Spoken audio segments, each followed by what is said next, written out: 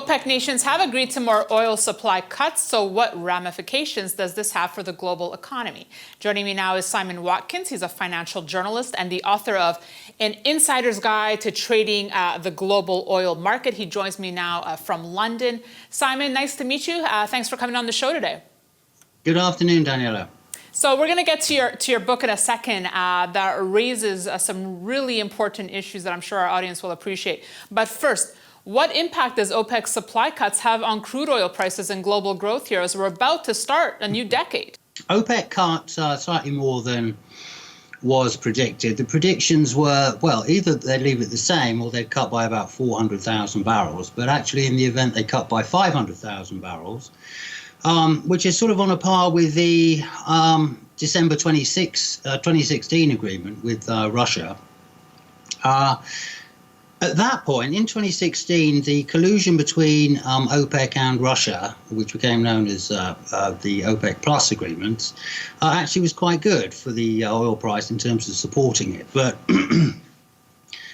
this time around, you've seen very limited reaction on the price because traditionally there is a lot of leakage in the deal. People do not abide by their production quotas. Russia tends to do whatever it likes, as does Nigeria and Iraq. And of course, we have vast amount of barrels coming in from Iran as well, which are massively underestimated by official figures. So in terms of pricing impact, as you have seen, there was a slight spike since the announcement, but it's drifted down again, and I expect it to continue to drift down because we have new factors in the market now in oil, which are principally Russia and US supply. Simon, let me ask you, could you see a potential hyperinflation scenario like the one we saw in the 70s OPEC crisis? Could that happen as a worst case scenario? No chance, because, for example, to put it in quantitative empirical floor and ceiling terms, the US wants oil above $40 ideally, as does Russia, because for the US they want it above 40 because that's where shale producers in the main make a lot of money. Anywhere above that. And Russia, that has a budget break even of 40 as well. So again, anywhere above 40 and it's happy days for the Russians. But in terms of the Saudis, they need oil basically above the sort of $84, $85 per barrel. We're talking Brent here, by the way. So Brent, whenever I say that, it's Brent unless I otherwise indicate. So you're talking about essentially, but to factor this in, Trump, the president, of course, goes a bit crazy when oil prices get sort of heading towards the 75 level and starts tweeting threats and various other things to the Saudis. So essentially what you're talking about in answer to your question is a floor of 40 and a ceiling of 70, pretty much for the time being. And you saw the rigor with which this is informally enforced by, in September when, the Houthis and/or Iranians launched the attacks on Abqaiq and Kurais in Saudi Arabia, two of their prime facilities. And oil prices really they didn't go to 90 or 100 or anything like that. They kept within those ranges. So what's your forecast for 2020? Do you have a feeling of what we can expect next year? Yeah, totally. It's going to be, the oil price now is, WTI is about 58, 59, something like that. So I would expect this to be pretty much the top. This sort of level, I think you would see. The Russians said earlier today that they see the Brent price between 55 and 65. And, So the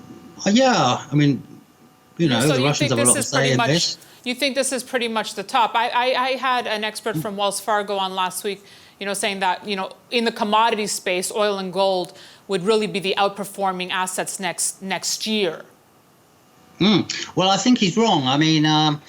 There's absolutely no reason whatsoever for oil to go up. We've already seen massive geopolitical risk increases, as literally we just saw in September.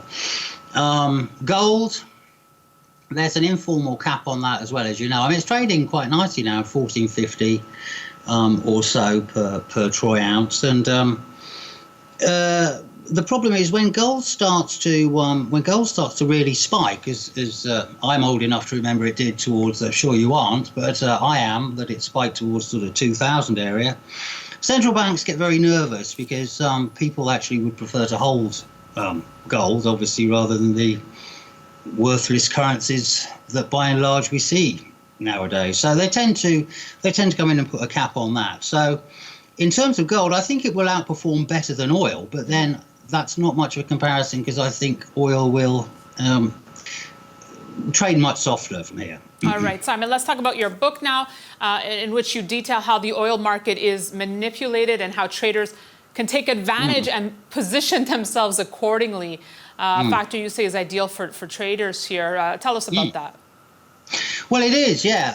Firstly, I did want to make a general point about trading, and there are four reasons. It's a sobering fact, but 90% of all retail traders, i.e., small, non-institutional, non-bank traders, lose all of their trading capital within the first 90 days of trading. And so I did want to put that sort of, warning on it. It's a great business if you know what you're doing, but there are four key things you can do to obviate that risk. Firstly, most importantly, is put on a stop loss order when you put on the trade. You'd be amazed at how many people don't do that. Secondly, specialize in one asset to kick off with, whatever it might be. Just become sort of a neo-expert on that. Always go for risk-reward ratios of 1 to 4 in the reward favour, obviously, and never risk more than 1% of your total trading capital. So having got those things out of the way, oil is a great market because it is highly manipulated. I alluded to it earlier with what I said about the oil prices and the key players in it. But I mean, it generates great trend plays over a sustained period, such as we saw, for example, the Saudis.